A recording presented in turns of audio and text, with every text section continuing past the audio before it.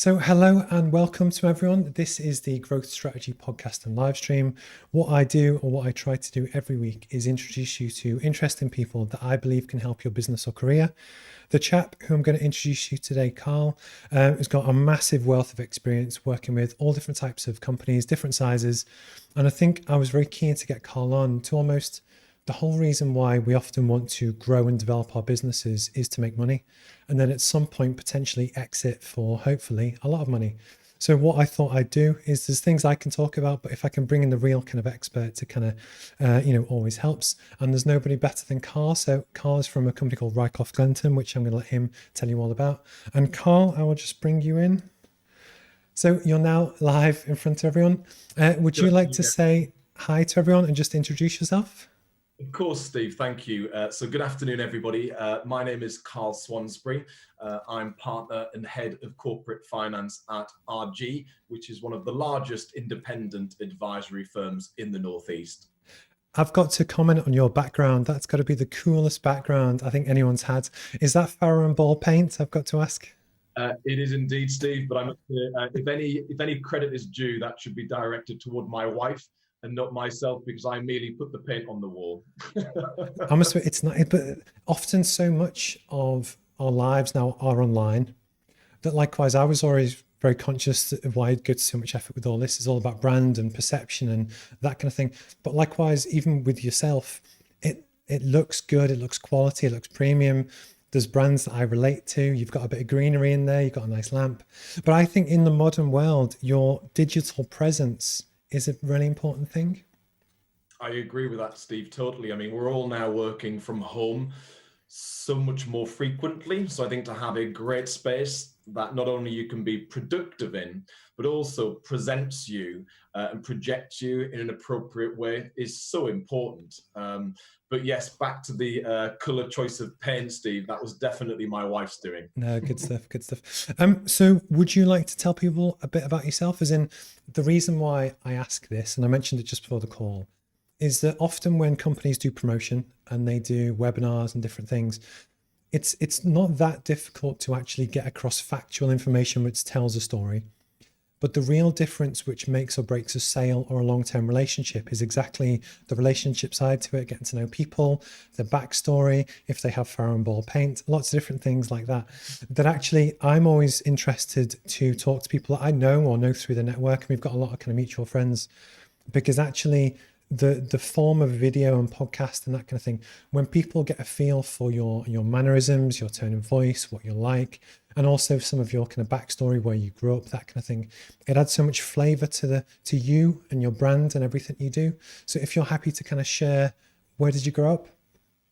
Sure. So I was born in Sunderland, Steve, and I am, yes, a Sunderland fan. So I apologise for offending any Geordies amongst us. I was schooled in Sunderland, and I actually went to a sixth form in Washington called St. Robert's. And I guess that's really when I first got the taste and the desire to move into advisory / accountancy. I'm happy to tell you a little bit more about that, Steve, as we go, if you would like. Yeah, of course. So did you go to uni? Did you go straight into a job? Great question, Steve. And this is where my background is actually quite different to the typical chartered accountant. So when I was at sixth form, I did 5 A levels, did incredibly well. And the intention always was, largely as a consequence of my parents encouraging me toward university, the intention was always to go to Durham University to study law. And the intention after my law degree was either to actually practice as a lawyer or to go into accountancy, because fundamentally I knew I wanted to be involved in business at the cutting edge. I was incredibly fortunate when at sixth form to actually, Steve, have the opportunity to go to PwC, which is, of course, the largest accountancy firm in the world, for a 2-week works experience. And I thoroughly enjoyed working for PwC for that 2-week period. I got a real insight into what the world of accounting and advisory entailed. Of course, I had the opportunity to meet and influence certain individuals within PwC, to the extent that once I'd completed my A-levels, the actual office managing partner of PwC Newcastle asked whether I would like to actually go into PwC and do a summer intern between my A-levels and my law degree, which I was absolutely delighted to take advantage of. Needless to say, that went very well. And at that point, I actually concluded that maybe law and 4 years studying law at Durham University wasn't for me. So I managed to secure with PwC a training contract, which involved me for 2 years studying the AAT qualification, which then enabled me to move straight into the ACA qualification, which effectively meant, Steve, I was able to qualify as a chartered accountant with PwC in 4 years. Nice. Rather than having to go to university and then to enter into what would have been a 3-year training contract anyway. And so, you also got to escape the 30 grand's worth of debt as well. Well, that's right. I mean, what I ended up achieving was I was a chartered accountant. I was 19 years of age. I didn't have any student burden, if we call it that, and of course, I was incredibly well placed as a newly qualified chartered accountant with PwC. And I guess at that point, that's when I had the ability to decide what came next. No, I think it's very cool. But likewise, it's great to know the story, because you will interact with a hell of a lot of business owners. And what always amazes me, but in a good way, is how diverse everyone's background is. But right. Actually, you have arguably when you work on a lot of deals, it's always great to have different people on the team from different backgrounds. And actually, often a lot of people regret going to uni, or they don't really make the most of it. And the whole point is you often go to get a job. The fact that you almost had that lined up from the start, guaranteed, is a dream. Because I know a lot of people, my wife's a solicitor, she works for Muckle. But a lot of the people who went to university in her class didn't get a training contract, they didn't get a job. And you beat the system in a good, positive way. So it's a really good kind of sign. And then how did you go from PwC to where you are now? Sure. And just to acknowledge what you said, Steve, it's interesting. I've never thought about my route straight into the profession as beating the system, but it's an interesting way to approach it, because what I knew from a very young age was that I wanted to qualify either as a lawyer or accountant, and I wanted to work with privately owned businesses and business owners, advising them on all aspects of growth, change, and transformation by helping great businesses become greater. And I thought the best way, the most efficient way of achieving that would be by becoming an accountant or a lawyer. And one thing, Steve, that will come across during this podcast is that, I'm not the type of individual who will take 12 months doing something that could be done in 2 months. I appreciate the only commodity that you can't create more of is time. And I value my and other people's time incredibly preciously. So I've always been, viciously ambitious, but only because I appreciate time is something you can't take for granted. So in answer to your question, Steve, how did I go from being, a relatively young, very ambitious, slightly inexperienced, newly qualified chartered accountant with PwC to being head of corporate finance and partner here at RG? Well, let's go back to 2006. So that's when I decided, Steve, that I needed to leave Big Four, and specifically the audit and assurance service line, to pursue a career in corporate finance. And at that point, what I was looking for, Steve, was to identify a national firm that could give me access to corporate finance, worked predominantly with a privately owned entrepreneurial client base, and would give me direct exposure to M&A. So effectively helping position businesses for acquisitions, disposals, IPOs, buyouts, buy-ins, etc.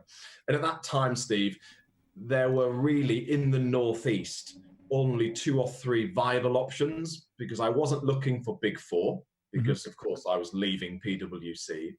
I was looking for large national, and at that stage, the only firms that I really could consider approaching were the likes of Baker Tilly, what was then Tenon, but became RSM.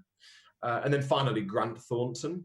So I approached those three businesses and I decided to join what was then Tenon, but became RSM. Because at that point, RSM was a top 10 firm. Mm-hmm. It was a national firm. And it was probably the firm, Steve, who had the largest corporate finance capability in the north of England. And of course, don't forget at that point, I had no corporate finance experience. So I wanted to work within a team that could give me that exposure and that experience. I've got to ask, is corporate finance where all the cool kids go? Well, I mean, I guess it depends who's asking, Steve, and how you define cool kids. But for sure, it's the service line that I think is most interesting and definitely extracts from you the broadest skill set and demands from you the most varied experience and expertise, because at any moment in time, you can be advising on the sale of a large business to a PLC. You can be advising a relatively inexperienced management team who are looking to complete a buyout. And you could also be simultaneously advising on a large acquisition on behalf of a PLC. So it does require great negotiation. It requires a huge amount of proactivity. You've got to be brilliant when it comes to technical nuances, because when you're advising on the sale of a business, there are many moving parts. Absolutely have to be able to communicate quickly, effectively, always. And fundamentally, you have to be someone who is driven to help clients create value. Okay. And of course, with finance, it is incredibly easy to demonstrate the value you add. I think what's quite interesting, and it just kind of came to me then, is almost tax and audit within a framework, you try and get the best result you can. Mm-hmm. But likewise, what you do, there is no upper ceiling, so that when you work with a customer and you work on the journey and the acquisition and the target and who you do and all the stuff we're about to touch on, in theory, there's no upper limit. So likewise, when you're trying to decide which partner, which company do you work with to help you sell your business, there's a real big element of trust to have someone that is very entrepreneurial themselves to help you really push the boundary. It's a really interesting observation, Steve, and you're absolutely right. So, when you are providing tax advice, clearly there is tax legislation that must be respected and must be followed. Of course, you can provide advice which means your client is being as tax efficient as possible, but fundamentally there are boundaries. Within corporate finance, the only boundary is the client's own expectations of themselves. Mm-hmm. Everything is in the art of the possible. And that's what inspires me to practice as a corporate finance advisor, Steve, because I love nothing more than meeting two ambitious, hungry, able entrepreneurs who have set up a business with, say, £10,000 of seed capital and want to disrupt a market or want to build a great business for all of the reasons that will be pertinent to them. I love nothing more than helping them make that business a reality. And of course, 10 years on, selling that business for 25 million. And that is what I do. Hence why I'm incredibly lucky and incredibly motivated daily to do what I do, because I think I've been given the greatest gift to practice as a CF advisor. Oh, cool. Very, very good. Very impressive. So would you like to tell people about RG just as a firm in general, just to kind of set the scene? Of course I can. And before I do that, Steve, conscious I didn't finish your question of earlier, which was talk us through how you got from being a newly qualified accountant to RG as partner and head of corporate finance. So I think, Steve, I mentioned that I decided to join RSM within their corporate finance team. And within RSM, not only did I have to relocate to Nottingham, which at the time was something that I was quite comfortable doing because that was me investing in my career, albeit I think my wife probably had a different collection of words to describe her emotions around the proposed move south, bearing in mind she was left firmly in the northeast. But of course, the other reason was because I wanted to sit alongside corporate finance advisors who were best in class. And within RSM Nottingham, there were 5 partners, a team of 25 corporate finance advisors. And I, from a standing start, was given great exposure, great experience to corporate finance and deals. I joined RSM in 2006. And if you fast forward to April 11, that's when, Steve, I had accumulated a significant amount of corporate finance experience. I was advising on my own transactions, yes, supported by a great team, but I was very much lead advising at that point. And of course, I was starting to be mindful of the fact that I needed to probably either relocate back to the Northeast, because your network starts to become very regionalized, and moving your network at a partner level becomes difficult. So I was very conscious of the fact that I either had to relocate back to the Northeast, Steve, or actually ask my now wife and now daughter and family to relocate to Nottingham. And I must say, whilst I love Nottingham and whilst I actually spend a lot of time outside of the region on business, the Northeast is home for me. I will choose never to leave the Northeast on a permanent basis, because it's where my friends and family are. So the decision was made. I decided to move back to the Northeast, and I had to make what was at that point the hardest decision of my career, which was to leave a great business and a fantastic team on the back of a promotion to pursue a corporate finance role in the Northeast. And that probably, Steve, leads us onto RG. So back in 2011, when I was leaving RSM, I needed to identify the firm that I wanted to work within. And at that point, Steve, what I was looking to identify was quite a needle in a haystack, in that I wanted to be based in the Northeast. I wanted to join an independent advisory firm that would have a great pedigree and heritage, a firm that is incredibly well respected for providing incredibly on-point advice across all areas of accounting, tax, strategy, etc. But a firm that actually did not have a corporate finance capability. And therefore, there were only a very small number of firms in the region that I could approach, and I approached all of them directly. And the firm I decided to join was RG.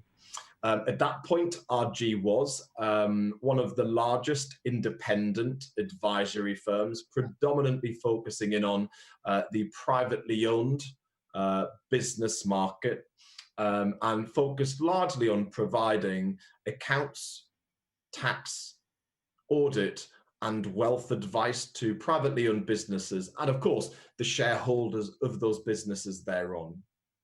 So RG, for me, as a firm which is north of 100 years old, has heritage. It has a fantastic regional client base.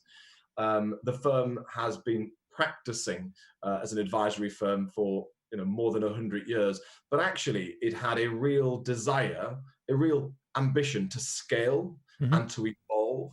And therefore I decided, Steve, to join RG in April 11 to set up our what is now 6th service line, which is RG Corporate Finance, which of course is the part of the firm I am head of and I lead daily, Steve. Because one of the questions that I normally ask is all to do with how, because I speak to a lot of entrepreneurs, and it's at what point did they get the itch to start their own business?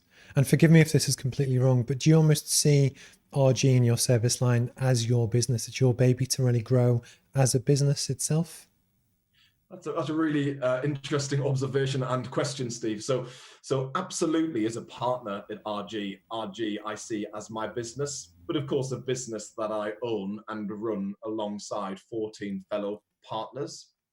In terms of RG Corporate Finance, absolutely, I see RG Corporate Finance as my business, as a business that me and my team have built.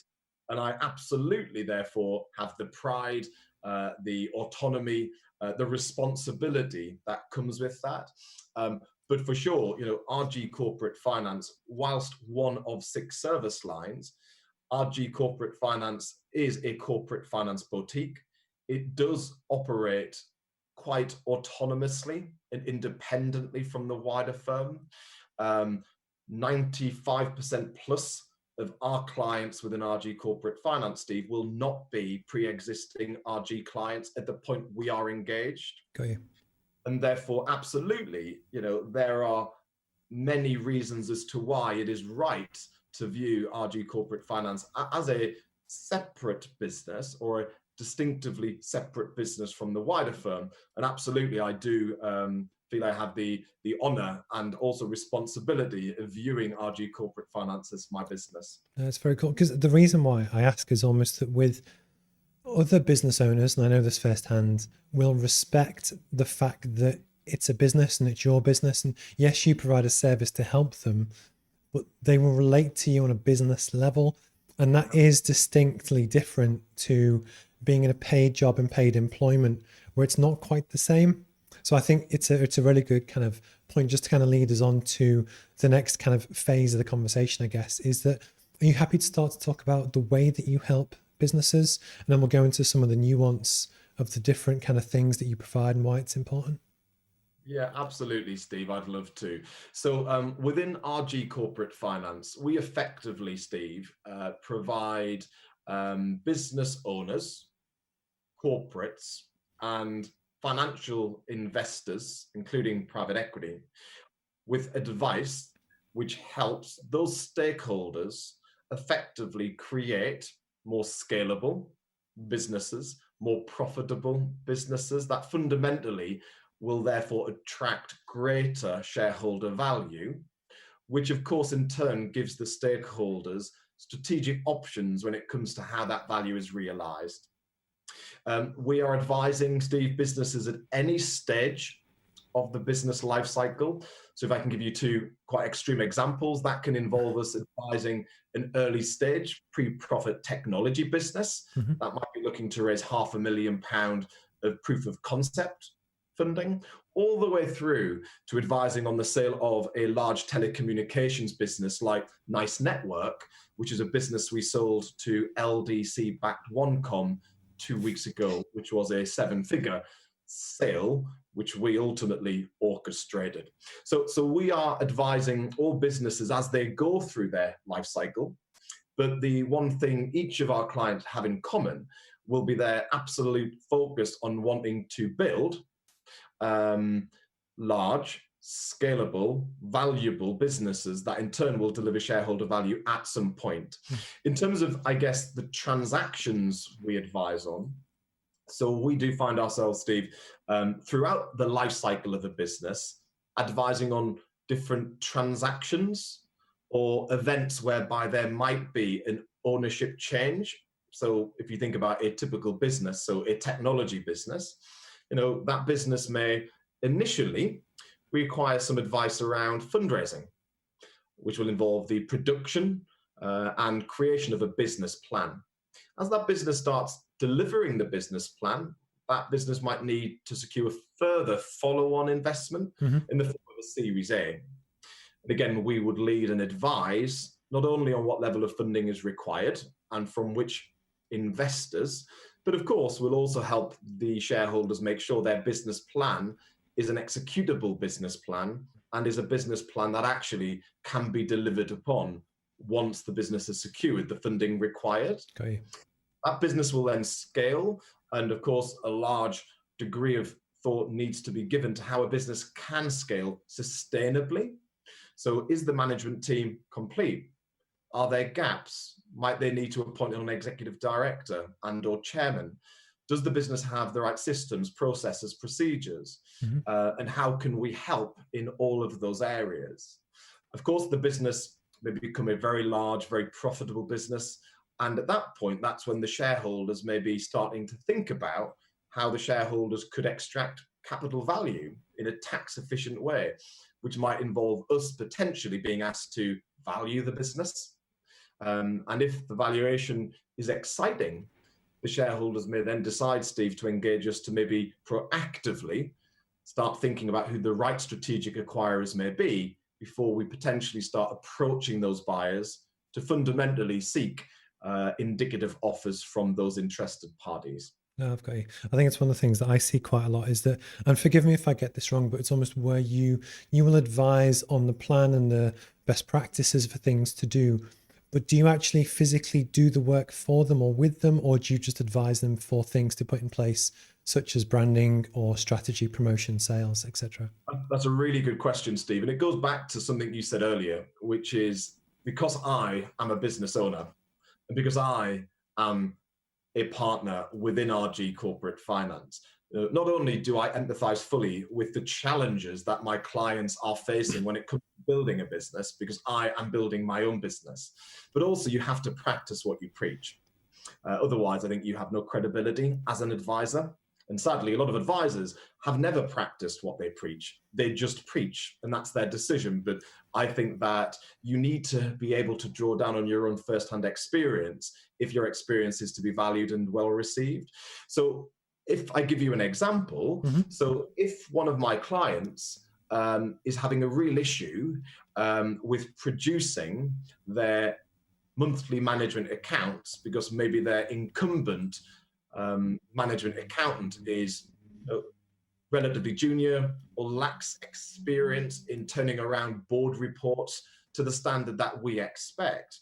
Not only will I make the observation, we might need to recruit a more experienced finance director, but I will also help my client produce a job description. Okay. I'll help my client advertise the position. Through my network, I help identify potential candidates, and I would sit with my client and interview those candidates, so we would make a joint appointment decision. So that's hopefully a good example, Steve, of not only do we make observations and recommendations, but we actually help our client execute the advice we give. Okay. Because it's what's quite funny, because we've got a mutual friend, James Clingham. Yes, indeed. I didn't know you were friends of James. Yes, so James was a previous guest on this. And the reason why we know each other is almost that people hire me to physically make the change. So I always roll my sleeves up. But actually, it's a good metaphor that a lot of companies have different challenges. That actually, if they need to drive sales, and that's their one biggest challenge, it's working with them to actually put in place the systems, procedures, the tracking, the reporting. And then in a lot of cases, one of my customers is a big oil and gas company. I act as a director to actually speak to clients, and just because that's what that business needs, as well as helping to direct the business and the management team to kind of grow. But what I was going to ask you almost is that do you find that a lot of business owners like having someone to bounce ideas off and almost to help hold their hand? They do. I mean, fundamentally, Steve, and I think this has been maybe brought to the fore as a consequence of COVID. I mean, fundamentally, a lot of entrepreneurs, are incredibly ambitious, very focused, very hardworking individuals. And often, they will be the reason their business is successful. Yes, they'll be supported by a brilliant team, and yes, they'll have infrastructure. But a lot of privately owned businesses, a lot of SMEs, will have one or two notable entrepreneurs who are driving the business, who are the nucleus to all things within the business. And of course, that means that individual will often not have someone within the business who has the ability to challenge in a constructive way. Because of course, sometimes employees will not challenge and disagree with their employer. And in many cases, if they've been with the business quite a long time, in a good way, they don't know any better. They only know what they've been taught. So often to have someone with outside input who sees lots of different places, it's almost it's a fresh set of eyes. And actually, one of my clients, she says to me that actually she pays me for my advice. So I'm quite brutal with it, but in a very positive way, that it's almost, I always put, if I was her, this is what I'd do. Yes, absolutely, Steve. So there's a few things you've said there. So I think that the first thing definitely is, entrepreneurs or business owners or boards, actually, because this is true also in corporate, it's not just the case in SME, executives at a board level or an ownership level will on a daily basis be making very difficult decisions. And in the last 9-10 months, every business has made difficult decisions. Should we hold on to our resource? Do we make redundancies now? Do we want to start bringing people off furlough? What will that mean as far as overhead and cash flow is concerned? Some really difficult decisions. And therefore, owners do really appreciate the ability to talk out loud in confidence. Soundboard, to have someone who understands but truly empathizes, rather than gives the impression they understand, but actually could never understand because they've never made the same decision themselves before, on call. And that is why, we as a firm are incredibly proactive, sitting in the trenches with our clients daily, helping clients make informed decisions based upon the data, not only within their business, but from out with their business. And I mean sectoral data. I'm with you. Everything is relative. And by that, I mean, it's very easy for a business in isolation to make decisions, but they need to make sure they're doing that in the context of the sector in which they sit. I think the other thing, Steve, you picked up on there, which is interesting, is first of all, as a firm, our strap line is that we give clear advice, but delivered strategically. And I think that's really important because, not only can I speak for myself when I say this, but I can speak for my partners and all of the RG team. We are incredibly clear when we give advice. And of course, our advice is often based on our opinion, our experience, and therefore, by no means are we being dictatorial or prescriptive when we give advice. But what we are always going to do is give our client our opinion. And therefore, I think that we are definitely not guilty of what some firms are guilty of, which is they regurgitate the information the client gives them, leaving the client to make their own decisions. That's not advice. I agree. And it was funny actually that with what you said before about how you have a lot of advisors that don't actually roll up their sleeves and do this. Part of the reason why I advise people on different things is that I do sales and marketing and strategy and management every single day, and I get paid by the day to do it. And the one thing for me is that every single day before I go to sleep, I always think, are my clients happy? But it's that commitment to service. But because I practice this, you have lots of people who will just teach sales, which is fine, and there's nothing wrong with that. But actually also being paid to deliver is a whole different ball game. That almost to put your head on the block is it. You have to be good. So I appreciate completely with what you're saying. I totally agree with that, Stephen. And just to maybe add before we move on, there's two things I'd observe here. I mean, first of all, corporate finance is often seen as transactions or deals. And by that, I mean, often when you see a corporate finance advisor in the press, it will be on the back of having sold a business to a PLC or having advised a business on a successful fundraise. But the one thing, of course, you'll never see in the press is the amount of strategic advice we are giving to those same very businesses in the 5, 6, 10, 25 years in anticipation of what you do see on the front of the journal, which is the ultimate sale of the business. And we deliver, Steve, our strategic advice through numerous ways, but one of the ways is we have a strategic review tool. And our strategic review is a tool that enables us to go into any business at any time and to critically assess what we call the 7 key value drivers. So the first is we look at ownership structure and SMT. What is the ownership structure? Are the shareholders in the business going to be able to tax efficiently extract value on sale of those shares? i.e., do they qualify for entrepreneurs relief? Similarly, is there a senior management team beneath ownership level? If so, how is that management team who run the business locked and congruent with the objectives of the shareholders? Do they have share options? Do they have a profit bonus? What's their real lock-in to the business? And that is one area of 7. So a strategic review is a fantastic way, Steve, for us to lift the bonnet, get our head right under the bonnet of a business and actually highlight to the shareholders what we think they can do in the short, mid and longer term to improve the financial performance and fundamental value of the business.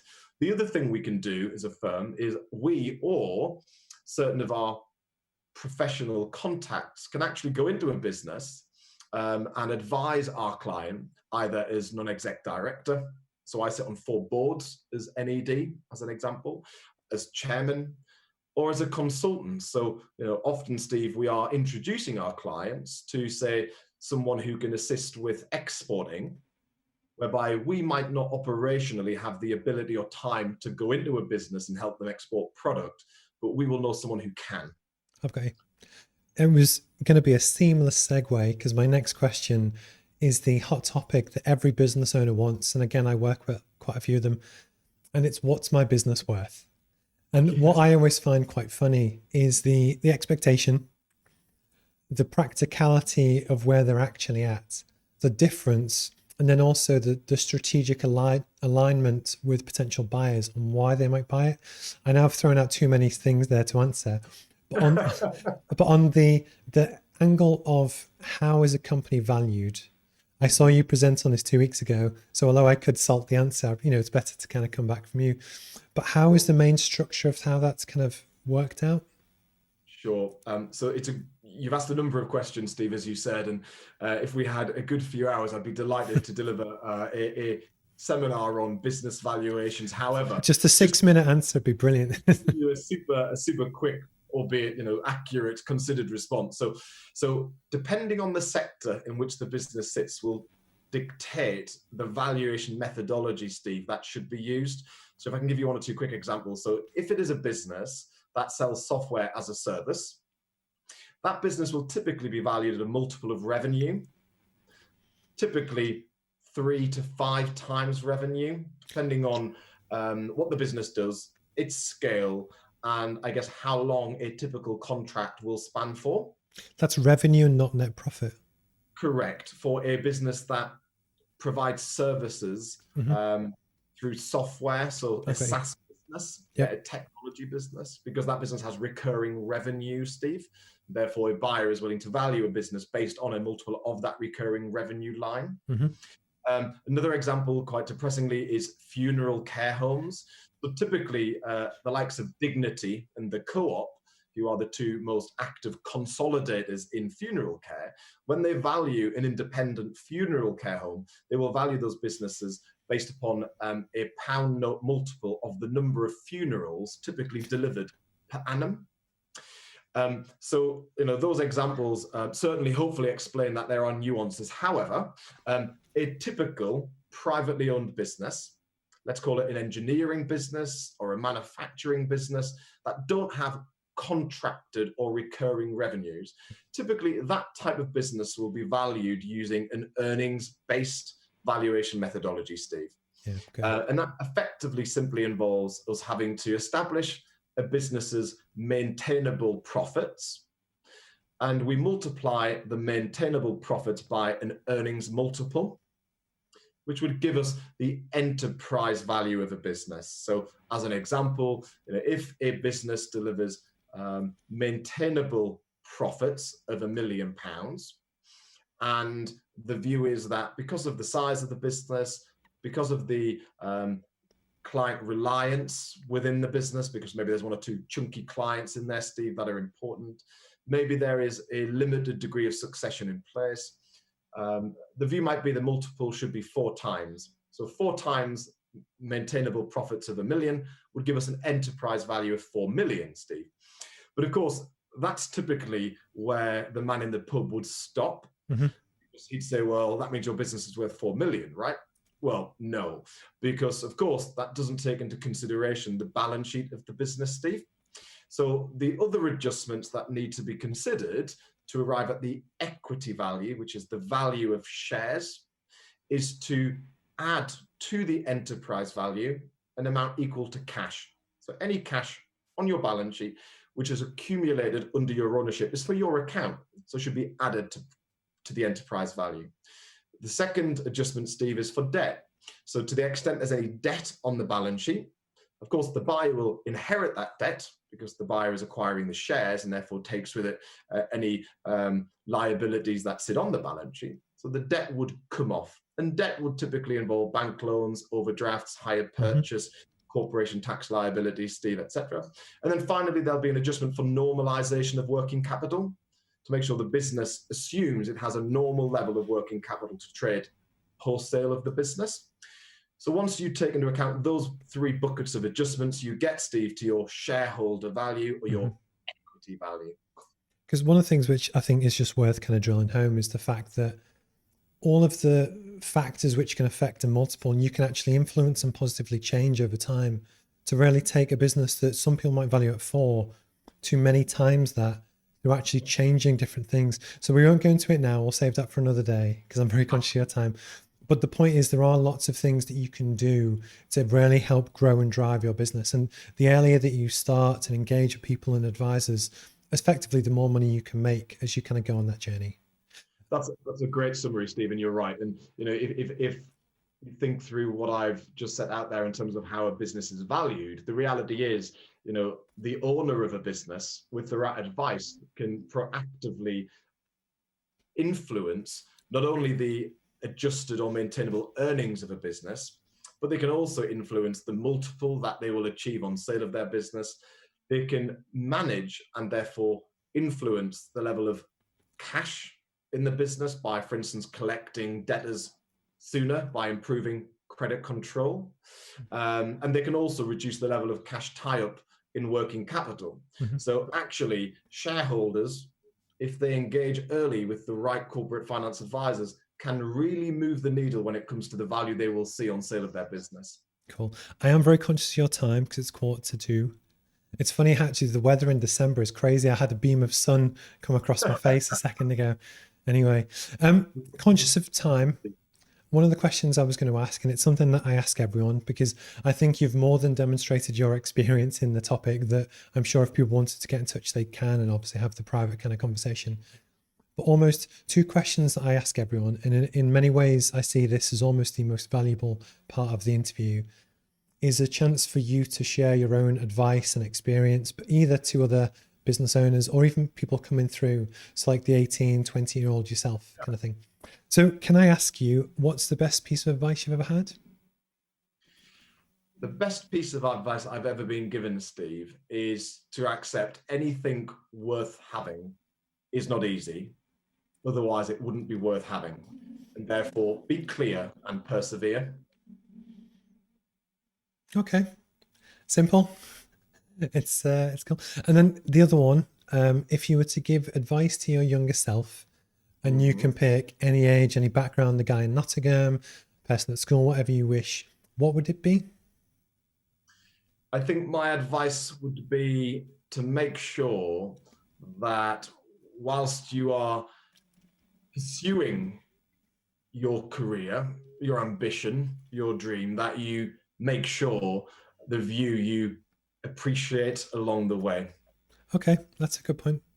I think often people do get tied up in head down work, and then suddenly they're 65 and maybe they haven't achieved what they want. And that's also true for business owners as well.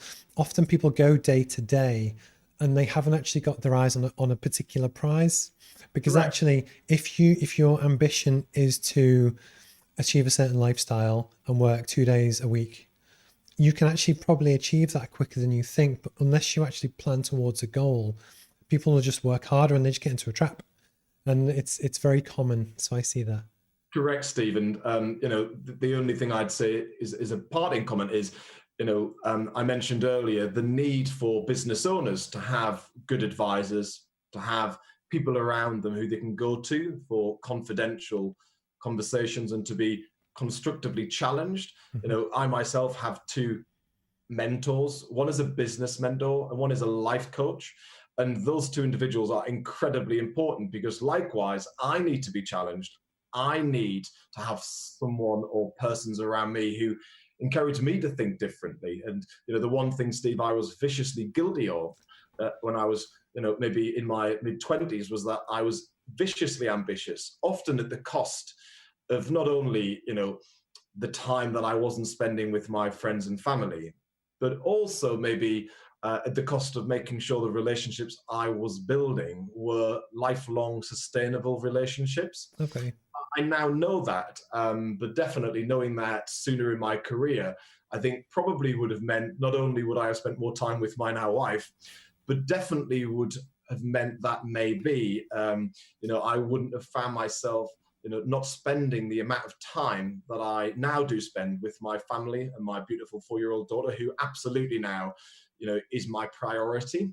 But I only know that because I've probably made the mistake before of prioritizing business and my career over my family. And of course, those different facets of my life and of your life, Stephen, of everyone's life are as equally important, but for different reasons. So all need to be prioritized. No, cool. And you have a lovely home with Farron ball paint, which is lovely, by the way. Exactly. Is there anything you would like to talk about or plug before we go? Not at all, Steve. Other than to thank you, Steve, for having me this afternoon. You've asked some incredibly thought-provoking questions, and I've actually thoroughly enjoyed, Steve, our chat. So just thank you very much to you, Steve. And of course, if anyone watching has any questions or on any aspect of corporate finance, if they are a business owner and might want to start thinking about how they can position their business for sale, or might be an early stage business thinking about securing their first ever investment, then I'd be delighted without cost to have an in confidence conversation, Steve, with anyone at any point. Cool. Well, I appreciate your time. It is now 10 to 2. So it's been the perfect interview length. Just for your information, I now clip this up. The whole thing goes on YouTube and it'll live there for eternity. And trying to create a resource for people anywhere around the world can kind of access. I will clip up different bits. I'll pick probably the best, most interesting 10 minutes, which goes back on LinkedIn as a video, which you'll probably see tomorrow. And then actually, it's almost trying to build a community of people that all do different things, such as James, that actually it's to just salt and pepper and just flavor information out, that there'll be a lot of people who might see this that don't necessarily know what corporate finance is. And one of the things that seems to have happened quite a lot is that people I talk to, my connections reach out to them, and you get this spider web of connections, which seems to work really well. So hopefully that kind of works out for you. But please stay in touch. I'm sure I will see you around on the circuit. We were both part of an RTC North webinar recently. Absolutely. So I'm sure I will see you probably at some point very soon. Thanks, Steve. Well, I hope so. And if not before Christmas, Steve, I wish you and your family a very Merry Christmas. No problem. All right. Cheers, Carl. Thanks a lot. Cheers, Steve. Bye. Take care.